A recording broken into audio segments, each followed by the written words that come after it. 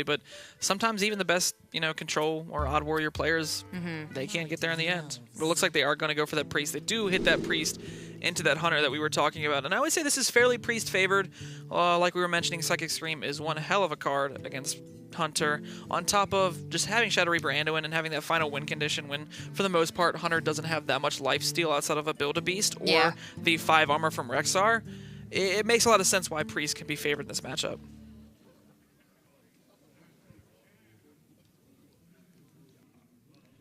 Well, UC Berkeley, of course, is going to want to get off to a fast start with Stitch Tracker for Devilsaur Egg, get those Death Rattle activators, build up a big board. If they can force out Psychic Scream before Katharina and stick the minions that come out from Katharina, then they can usually put on quite a bit of pressure. Maybe they can cube from there, and they can deal a ton of damage. But it's all about having repetitive board presence. That's the story right there. Can they put enough pressure before Psychic Scream comes out?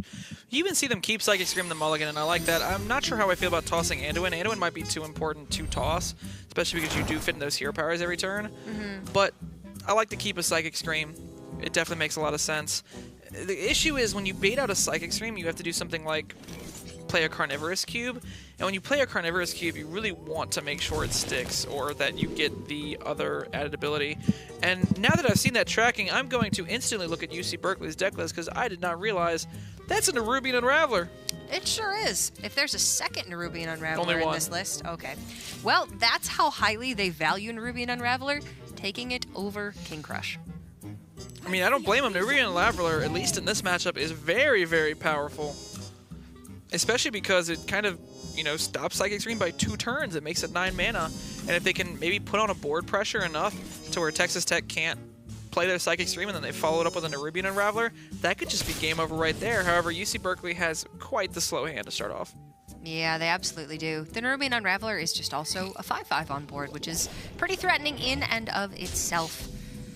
They have the Power Spike for Deathstalker Rexar. They don't have a Spider Bomb or a Devilsaur Egg to go down this turn, though.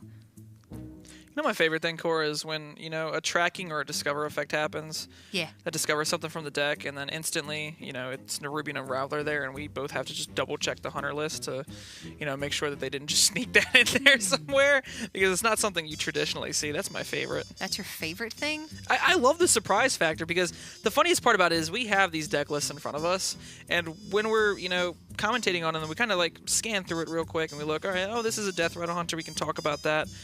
We try and look for tech cards when we can, but, we're only human. Not every tech card, hits us in the face, but this one just hit us in the face. King Crush hits you in the face, too. Now, your favorite thing is surprise tech cards and decks. Mine is puppies, but they're both good. I just got a new puppy, so yeah, puppies are good. Puppies suck. What's your puppy's name? Sheik. Sheik. That's a good puppy name. My dog's names are Zelda and Sheik from The Legend of Zelda. Oh my god, they are not. Yes, they are. That's hilarious. Well, I've already called dibs on the name Naga for my first dog. Really? It's gonna happen. Is someone injured? I'm Korra. My dog will be Naga. You've not seen Legend of Korra. Nope. And I'm realizing that now. Nope. That's why I have the most baffled expression on my face right now that nobody can see. Well, it makes sense. Just trust me on it. Houndmaster Shaw on turn 3 makes this turn 4 a lot cleaner. UC Berkeley can get the flanking strike down, clear up 2 minions. It is a little bit awkward because they would like to keep the Wolf and the Houndmaster Shaw around, but prioritize the Shaw, they're going to have to kill off the Wolf on the Tar Creeper. Yeah, I think they kind of have to go for that play. I don't think they can really leave those minions around. Oh, but, this Twilight Acolyte setup could be very dangerous. They could Twilight Acolyte and then steal the Houndmaster Shaw on the next turn. Now, that's quite risky, because if there's a Carnivorous Cube, you don't have this Twilight Acolyte to steal that later on. I'm curious if it's even worth the risk to do. Maybe you just leave the Shaw up for a turn. There's no quite answer yet, but yeah, I don't know if you want to set up that play. If Texas Tech isn't playing many of their own minions, Shaw is just a 3/4. So I favor holding on to the Acolyte and the Cabal Shadow Priest for maybe stealing a cube later on. I think so as well. Or maybe even stealing that Nerubian Unraveler.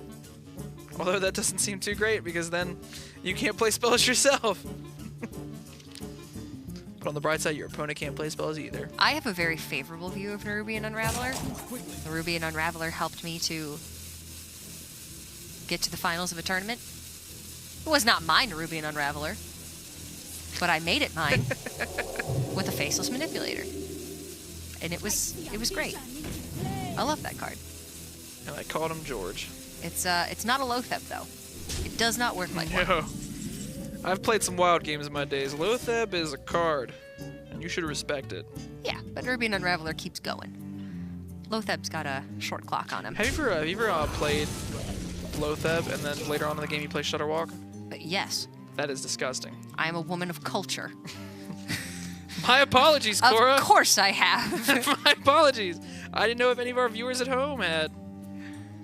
All right, cubing the Houndmaster shot early. It's not necessarily the target that UC Berkeley want to duplicate, but they need pressure, and they have not had it in the early game with, no Devilsaur eggs, no Terrascale Stalkers to use on the eggs. It's just been too slow for them. So trying to just mount any aggressive board state that they can. But this does maybe open up the opportunity for Texas Tech to Twilight Acolyte the cube and then take it with Cabal Shadow Priest on the following turn. Yeah, I really like this, especially because if you can get Houndmaster Shawls on your side of the board, you make your minions more valuable with the rush effect, and you'll be able to do things, just very unique things, like just put your minions at other minions, and you can kind of control the board without even having to use the Psychic Screams and hold them for a later time. So I definitely like the setup of the Twilight Acolyte, especially because I don't think there's any real way UC Berkeley can kill off their cube. UC Berkeley can Terrascale Stalker to at least get a couple of Shaws out of the cube before it's stolen, but I'm sure they can see Texas Tech telegraphing from a mile away that Cabal Shadow Priest is coming down next turn. They can double Stalker. Nothing's worse than a double Stalker. Sure. I hope we never have to find out. Me either. I would hate to have my opponent play double Terrascale Stalker here. Me too. That's pretty powerful. They may just go for one, though. Maybe just want to save the other one for another potential I threat. think so. Especially because if you do, you kind of overextend into the Psychic Scream. So I think they're going to try and take this as slow as possible. I think they really wanted to try and kill this cube off, but unfortunately for them, there's no real ways at Hunter to do that. Flanking Strike would have done it, but they played one already. So I was almost curious if it was worth it ever to put the Power Word Shield onto the cube, but it depends on how many flanking strikes are on the list. It looks like there's 2 flanking strikes, so there could have been potentially another one. Yeah. Yeah, but with no Hunter's Marks or kill commands, that's the only thing in the deck that would have done it.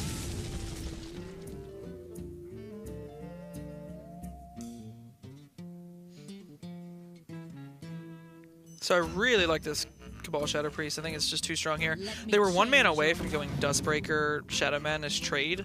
That would have also been a very unique play where, you can clear off that cube on your side of the board. But, this is just way too strong here. There's another cube. Yeah, second cube picked up for UC Berkeley, but they used the first cube not so much because they wanted to, but out of necessity because their early game was too slow. The second cube, they really want to go onto something more powerful than a Houndmaster Shaw. So maybe we just see Deathstalker Rexar here and UC Berkeley start building beasts very early on. Another really cool thing they can do is probably potentially set up this Nerubian Unraveler onto a board where they're not worried about it being answered or cleared. And then after that, they go ahead and Carnivorous Cube it, and then Terrascale that. Ooh, and yeah. that makes board Psychic doesn't Scream, go anywhere. Yeah, that board goes nowhere. That makes Psychic Scream 11 mana. And I don't know if you realize this, but you cannot have 11 mana in Hearthstone. Have you ever tried a coin on? Have you ever tried a coin on 10 mana? Probably, yeah. I think everybody has at one point in time. Nope, never. Wow. That's because I'm good. You're a genius. Never coined on 10 mana. Yeah, maybe. Maybe there's actually one weird scenario where I played around a counterspell and I coined on 10 mana. But never to get 11 mana. You are a better Hearthstone player than I, Jay. Stitch Tractor pick up Katharina. going into turn 8, which is fantastic. Can bait out Psychic Scream, and, you know, if there's anything that we've learned from Psychic Screams in the past, it's that you immediately draw the minions that were screamed, so they're guaranteed to find Katharina again on turn 9. That is how the card works. It's great. I almost don't mind seeing the Crowd Roaster here, as crazy as it sounds. The Crowd Roaster just puts so much pressure, and you're following it up with an Alexstrasza, so you can deal quite a lot of damage, and you just be like a Mind Blast or 2 away from ending this game. Yeah, I think the Crowd Roaster is great. The issue with the Crowd Roaster, though, is if they do commit to it, they won't have the cleanest answer for Nerubian Unraveler. And they may be worried about that. Well, if only one Nerubian Unraveler is played, Holy Fire can still kill it.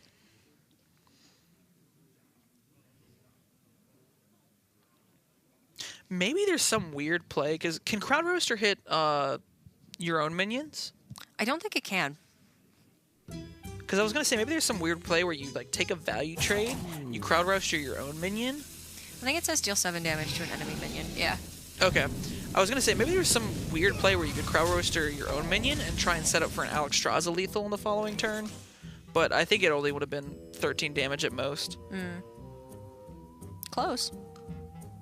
It's little niche things like that your mind needs to be thinking about when, you know, in these scenarios, because sometimes just plays like that can win you games. What to do? It's always great to think outside the box, Cora. Like, usually you live in the box, but you don't always want to be in the box. I hope I don't live in a box. You kind of want to be out of the box. I would much rather be out of a box. Looks like they're going to respect this Crowd Roaster. Katharina with 9 damage on the opponent's side of the board is just a little bit too much. Yeah, it can't pull a Witchwood Grizzly, but if it doesn't pull that and Alexstrasza comes down, plus because Alexstrasza will have Rush, because the Helmmaster Shawls would come out, it gets a little dicey. There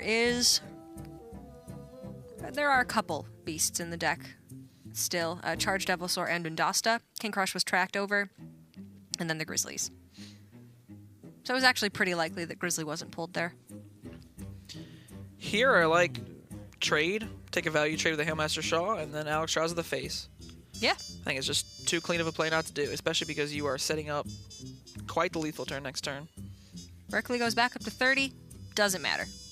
They set him down to 15. I think Texas Tech sees it. And this is great ordering. The reason they did it this order rather than playing out the Alexstrasza is just because the Zilliax is a lifesteal, so they want to make sure that their opponent isn't gaining any health through this transaction.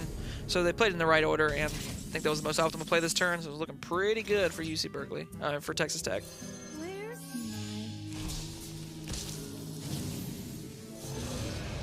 Dasta. Oh, and that's guaranteed to summon Charged Devilsaur. Ooh. All right.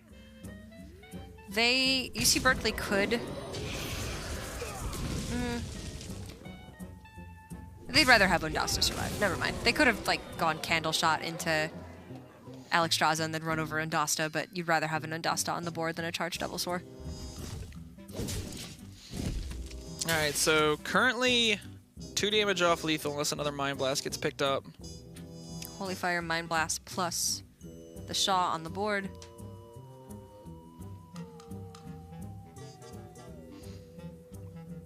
It looks like they're going to go digging.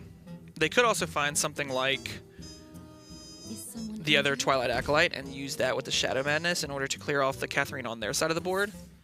That way they don't pull the extra beast. That way they don't have to use something like the Psychic Scream. Yeah. And keep in mind, Texas Tech don't know that King Crush was tracked over, for instance. And I like this. Go ahead and see the draw first, then Psychic Scream some weak minions in.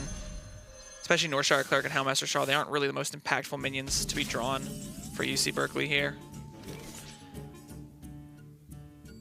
Oh boy, if they can stick this Nerubian Unraveler. I don't think it will stick, but there's some worlds. Texas Tech will Holy Fire it. Yeah, they kind of have to, but if they Holy Fire, that means it's 5 less damage that could go to the face. Yeah. I mean, if you're a UC Berkeley here, I think you play the Nerubian Unraveler. I think you just kind of say, you know what, I need to do this. You play it, you hope that it lives, and then next turn, you can go Carnivorous Cube, Deathstalker, Terrascale Stalker. There is a fair chance that Texas Tech doesn't have an answer to the Nerubian. They're not playing Shadow or Death. I've seen one Psychic Scream, so it is just second Psychic Scream and Holy Fire. At least if they Holy Fired, it's their entire turn. Yeah. I guess that's the bright way to look at it. So it does bait that out. And if they don't have the one-off copy of Holy Fire, this thing is most likely sticking. I think the only other thing they could do is potentially go double Dustbreaker. And they may honestly consider that. If they go double Dustbreaker, they have a 3/3 body on the board and they save the Holy Fire. So I actually wouldn't be surprised to see Texas Tech go for that because it would set up a lethal in the following turn. Are they not going to kill it? No. Are they not going to respect the Unraveler? Oh, goodness. Oh, Have they my gosh. They've just signed their game away. They've signed their own death certificate. Oh, my gosh. I mean, maybe the Twilight world? Drake can carry them. You're asking a lot here. Oh, my gosh. This is going to be insane. Nerubian goes over. Cube it. Go ahead and play dead right away. And then Terror Scale next turn. I can't believe it survived. This is insane. Okay, they Terror Scale instead of Play Dead. Now Play Dead's going to cost 5, but they get the extra 3/3 on the board.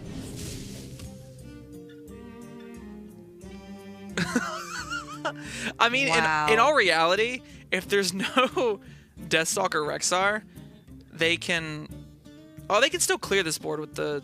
Oh, they only got one Dustbreaker, though. Only one Dustbreaker effect. They can clear one at a time. Yeah, because they played the Twilight Drake, which means they would need to draw another dragon. Oh, boy. I mean, maybe they just Holy Fire face and push the Twilight Drake face and say, you know what? I'm just going to kill you with the Mind Blasts. Over 2 turns. Now. But we can see Berkeley does have Deathstalker Rexar, To shoot. which will negate an entire Mind Blast. I can't believe they didn't kill it. I mean, then again, we can see the hand right now, so maybe they were thinking that. Maybe they just forgot about it. I mean, it's not really a scenario that comes up too often. Yeah. I mean, how many times have you seen Carnivorous Cube hit into Ruby and Unraveler? For me, this is my first time ever. This is my first time, too. It's first. There's a first for everything. Yeah. This is a rather obscure one, but pretty good.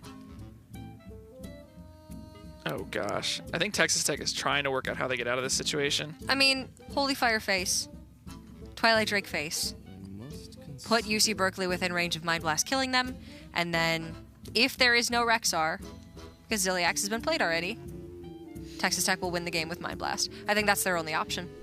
There's also double Dustbreaker, because they did find that dragon now. True. Double Duskbreaker, the cube will be popped by UC Berkeley. Oh, smart play. Even fitting in the Mind Blast now, that Nice. way they can play the Holy Fire no matter what. However, I've got bad news. there's a Deathstalker Rexar. Deathstalker Rexar, They play can even dead. go play dead. trade Deathstalker the Rexar trade. Oh my god. They don't have to trade the cube too though. They can just Deathstalker Rexar, play dead, candle shot into the Duskbreaker. They're going to 8. No, I think you trade over the cube because that's. No, Well, I think you trade Holy over the Fire cube. deals 5. Where's the other 3 coming from? It's just so they can't go Holy Fire in one turn And then Mind Blast on top the deck other. Mind Blast in the other turn.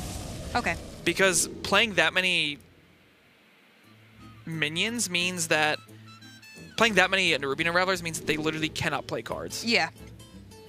They are down to only minions. So I suppose 4 Ruby and Unravelers on the board. How do you lose from there? I believe that also might set up lethal. No, if the candle shot goes phase, maybe not. It depends. It's like right now, Texas Tech can cast this Holy Fire, and if they ever draw Mind Blast. Mind Blast, Wow. You're kidding me. I'm not kidding you. They right did now. not just ship that right back over to Texas Tech. They did not just do this. Stop it.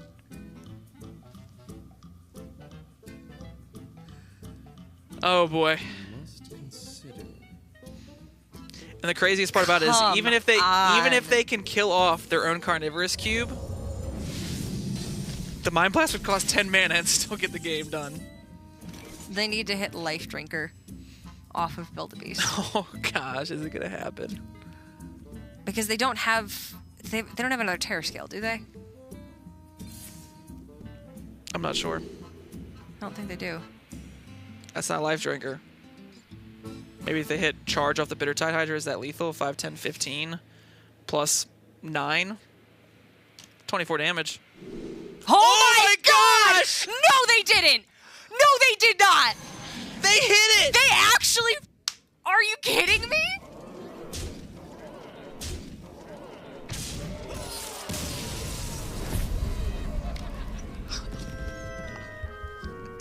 I don't know what to say, You Cora. gotta be kidding me. I don't know what to say.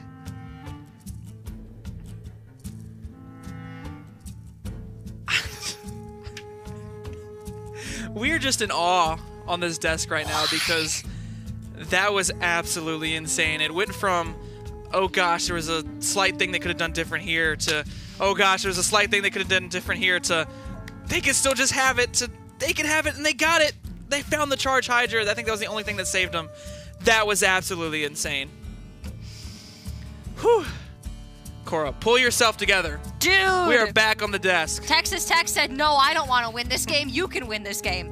And then UC Berkeley said, what? No, we don't want to win this game. We're just going to win the series anyway because your Warriors suck. So you don't know you can win this game. And then they said, last second, no, actually, we'd like to win this game. And then they did.